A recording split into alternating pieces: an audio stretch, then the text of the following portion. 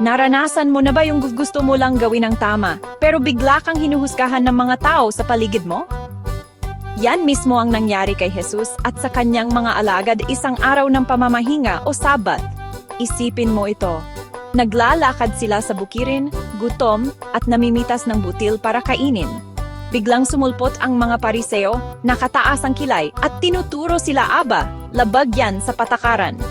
Pero si Jesus, kalmado at matalino, pinaalalahanan sila ng kwento tungkol kay David, kung paano sila ng kanyang mga kasama ay kumain ng tinapay na para lang sa mga pari dahil gutom sila.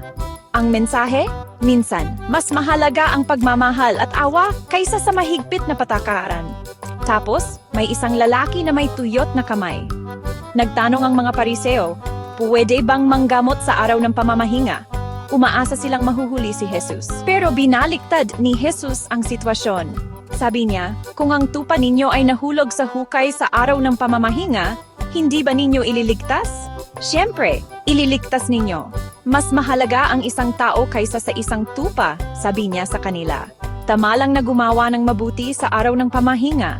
Kaya sinabi niya sa lalaki, yunat mo ang iyong kamay. Ginawa ng lalaki at gumaling agad ang kanyang kamay. Ano ang aral? Ang araw ng pamamahinga ay hindi lang tungkol sa bulag na pagsunod sa mga patakaran.